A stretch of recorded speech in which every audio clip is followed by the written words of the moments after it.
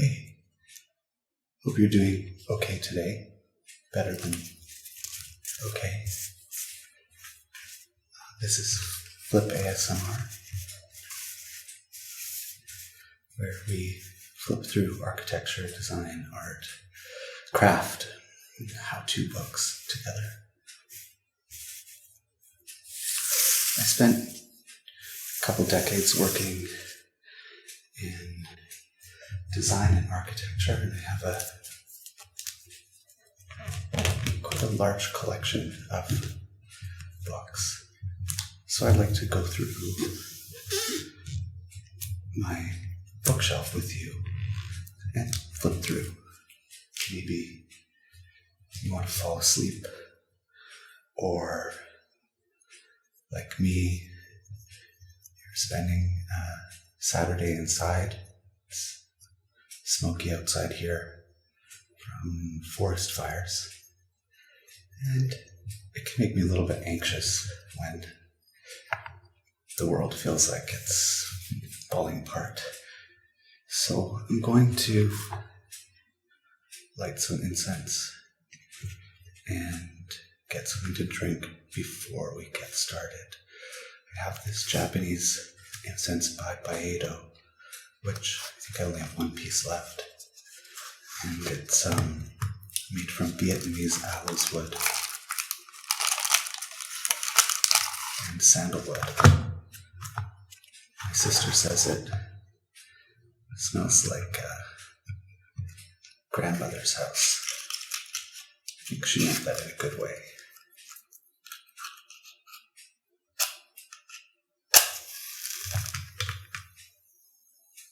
So, just burn this in the background.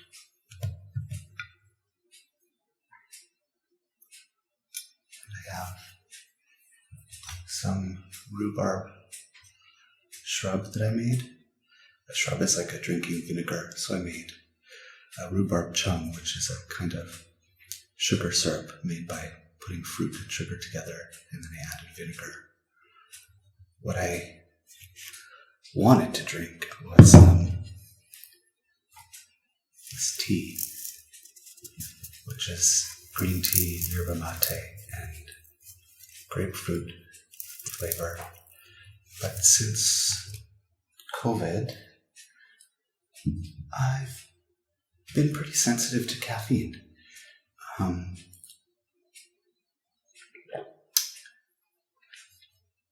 so I'm trying to drink some other things. Like I said, I worked for years in architecture and graphic design, but it got to the point where I was pretty bummed out working 80 hours a week in a really competitive environment, kind of just designing things for rich people, objects and accommodations and websites and every manner of thing for 2 decades. So I've changed pace now. I will come back to this book. This is what we're going to read today. But now I'm doing a PhD, and I am hoping to eventually teach at a university. I edit this academic journal. I study in a field called affect studies, which is kind of a way of thinking about feelings and vibes and relationships and atmospheres. And so it also relates to my interest in ASMR and the ways in which watching hand movements and hearing rustling sounds can really profoundly impact us in really meaningful ways. So today we're going to look at this book, Instant Furniture, and it is low cost, well designed, easy to assemble tables, chairs, couches, beds, desks, and storage systems.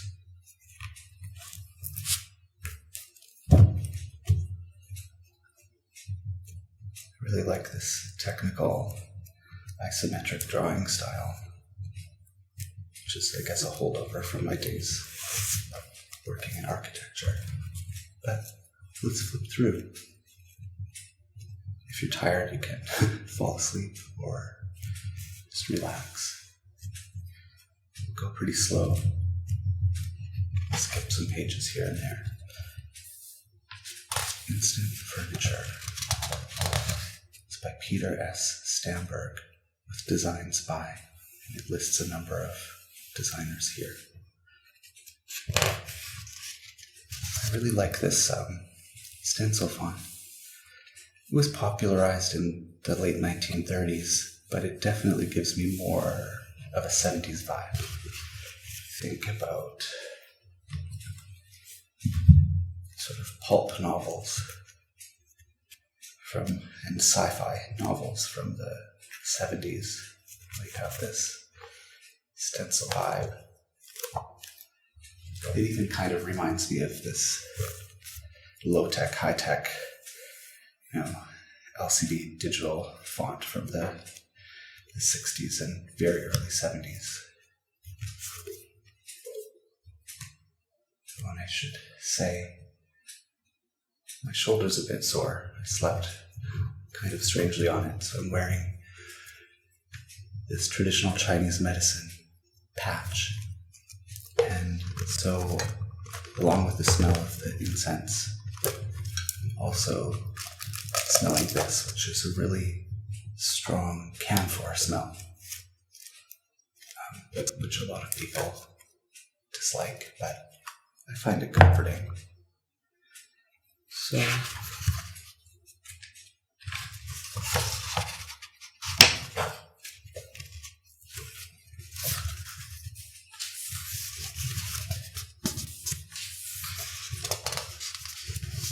I won't go through too much of the larger chunks of text.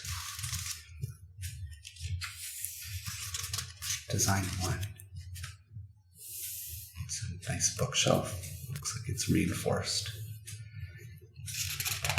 I can picture having something like that in my home.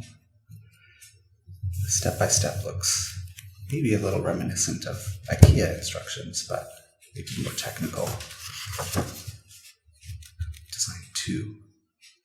It's a table. I think this kind of trellis apparatus at the bottom is a little bit too busy for me. You can see it better there. It's got a lot going on. Design 3. This looks like a table. I mean, it is a table. It's a little bit like a ping pong table. But again, I could see having that in my space. Maybe I should zoom in so we can get a bit of a closer look at some of these things. It's design 4. It's kind of an armchair. It would be fun to sew a cover in like mustard yellow color, or like khaki or olive or slate gray to go with the unfinished wood. So each of the designs has broken the pieces down alphabetically, well, assigning each a letter of the alphabet, and it tells you how many pieces of each type you might need, and what their dimensions are, where they go. So again, you can see that the instructions are quite technical, but easy to read. I really like this chair. There's the back view. There's the front. Design 5. Man, I really like the stencil font, especially on an angle. It's like, kind of has a punk zine vibe, maybe ransom note vibe. This one's a love seat. I could see having something like that in my house too. We have polished concrete floors in our small basement apartment, and so this furniture looks perfect in here. Zoom out again.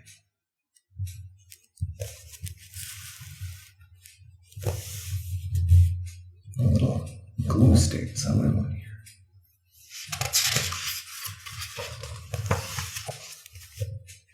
I really like the slatted back of the couch and the sides. Of course, it looks like a kind of wooden pallet that you'd find, stacked up in a Walmart parking lot. But of course, you could probably make any of these things out of reclaimed wood too. Design 6. I'm not sure how this differs. Maybe it's just a longer, full-sized sofa. This one is definitely not my taste. It looks way too much like a trestle, and then it has this strange technique of tying these padded sections. It's far too busy for my taste. But you can let me know what you think. This is it's novel, but pretty messy looking to me. I like the sensibility of this book, though. I think, I was saying that working in architecture and design and even the digital sphere can be pretty alienating, especially if you're thinking about climate change or food security or, even things like police brutality, Black Lives Matter. It can feel pretty empty when you're just, working to essentially spin out products that people will buy or luxury condos. But I like the do-it-yourself sensibility, and I do think that we can still take a lot of joy in making things, appreciating material things and caring for them, even repairing them. Really cultivating a sense of not wasting things. That was another longer version of this sofa that is really not my taste. So design 10 is a very tall chair. It's kind of giving Quaker vibes. You can see that in a coffee shop or something. Design 11. So this is some kind of side table or coffee table. Maybe you could put a potted plant in a terracotta pot on here and grow train the plant up the triangular piece. I can't get over this drawing style that I really love. Just simple technical line drawings. Design 12. It's called the co-op desk. I could have a desk like that in my office space if my apartment was big enough, which it definitely isn't. Design 13, queen size truss bed. I really like this too. Just throw a futon mattress or a cheap IKEA latex foam mattress on top. It's pretty nice looking. This is a table which they've titled AAJJ. I'm not sure where that's coming from. So it has an astonishing amount of steps for something that looks so simple. Here's another table, AAJJ2.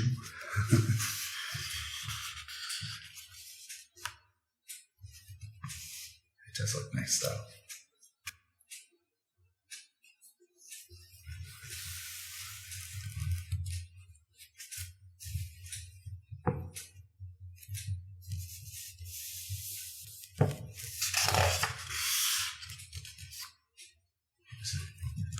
Third table in this vaguely named series. I really like this one. Love to have that in my apartment. It's again probably much too large. Design 17.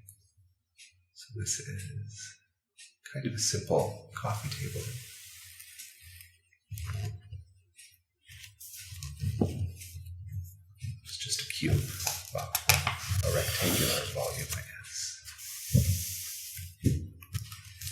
And design 18. Oops.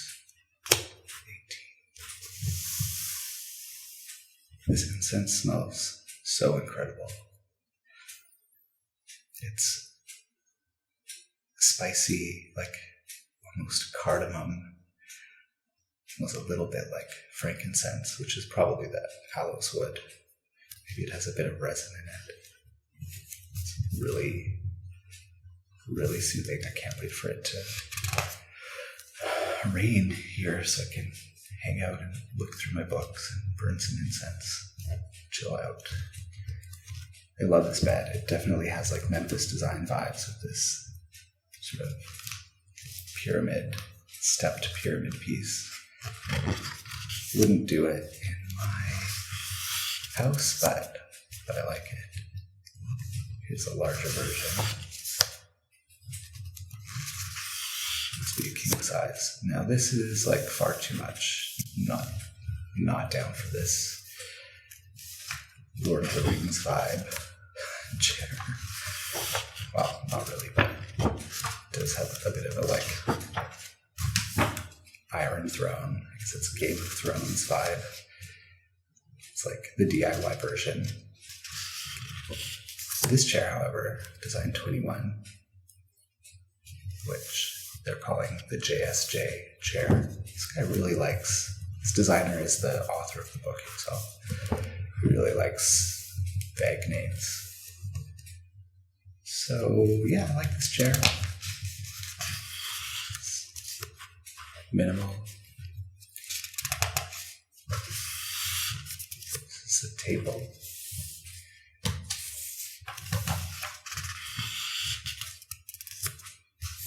think we might be in for a long stretch of tables.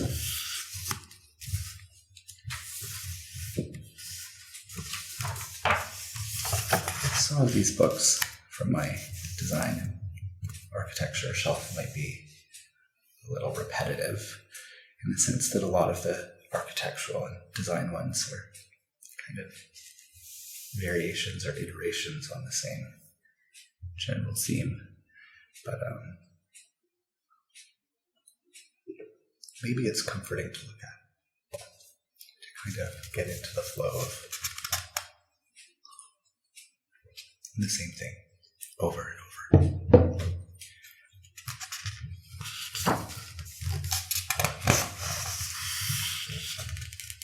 Grape 6. Kind of coffee table. I like the kind of symmetry of it.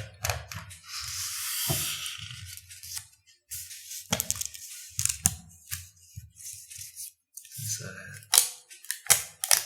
a little bookmark that one of my nieces must have made.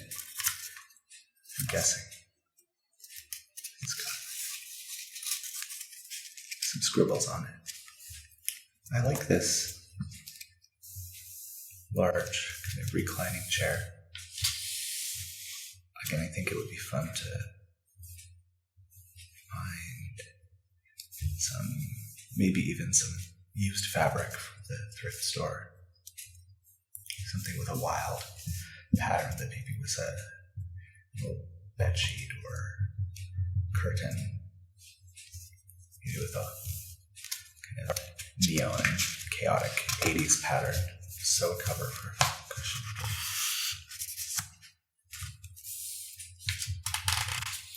I also like, I don't know if you can see it, but I like that a lot of these have a kind of like Meccano Lego feel to them. So this has a channel where you slide in all these slats before nailing them in. So there's this kind of, not modular, but slotted assembly, which I think is really cool. This is a sofa, which the designer is calling Volcastra. Same deal with those would be, for a beginner who's not really knowledgeable about upholstery, it wouldn't be too impossible to sew a square cushion like that.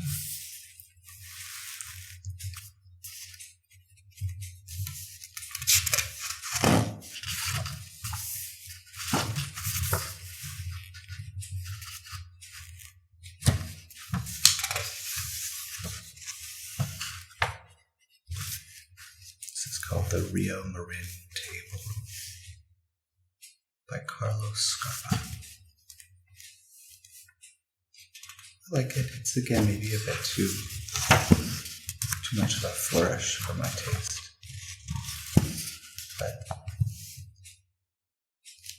I like one of my favorite sort of industrial designers. I don't know if you could call them industrial designers, but it's Hay. I think they're from Denmark. But they always have like muted earth tone colors with like pops of neon on a lot of their stuff. I think it would be fun to have something like this and then just paint a couple of the panels like really flaming neon yellow or hot pink or something. Design 30 is the Hosonaga table by Kazuhide Takahama. Let's see if there's a bigger picture of it. Yeah, I like that. There's design 31. We've made it a lot further than I thought. Design 31 called Dada, again by Kazuhide Takahama. But I really, really like this. I would paint just the interior of the boxes in some super wild colors and do like a, I don't know, Kelly green and like a salmon color.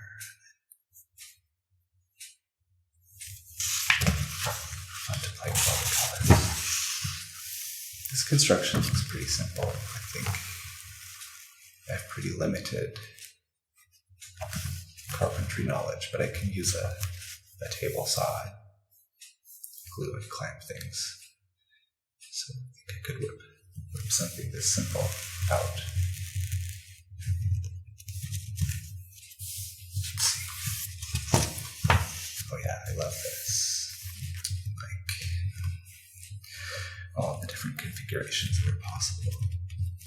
Also because it's fun to refresh your space and move shit around, change it up. What I love about, we can talk about this more as we go through different books. Some of them I have a kind of fraught relationship to because a lot of them are like, really multi-million-dollar architectural projects, and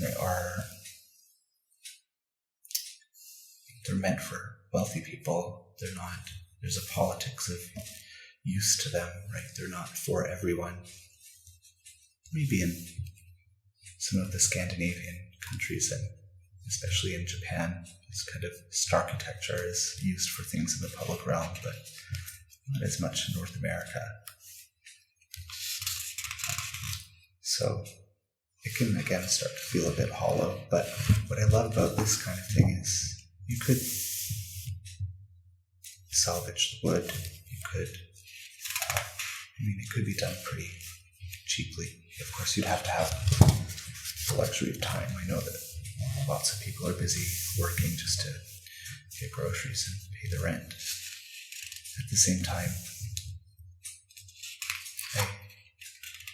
I think it's okay to find joy in beautifully designed things, so long as we understand that they're not always accessible to everyone, or made accessibly, right? Where everyone can use them.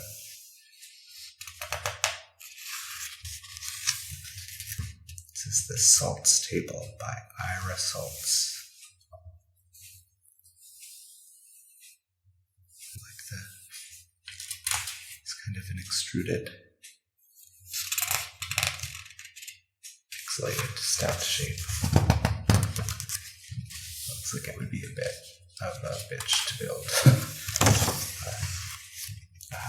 Another chair that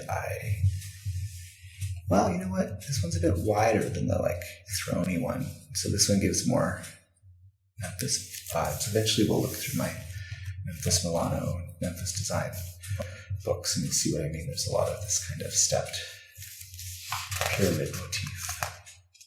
This is a chair called the Maryland. Right, so you can see, remember I was showing how every set of pieces is assigned a letter and quantity for each type. Those are reflected in the diagrams here.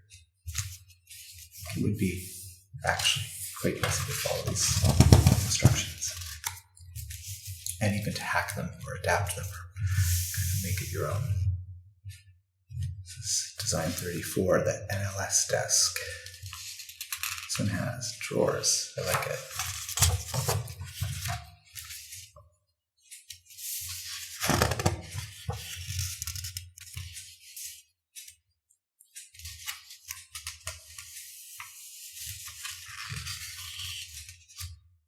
We made it to the end. I hope you liked looking through that as much as I did. We'll be back, I guess, once or more a week to look through some books. I've got a lot. Spent a lot of time in used bookstores and at the thrift store looking for cool books. And I guess I'll say goodbye for now. See you next time when we flip through another book. Hope you're good.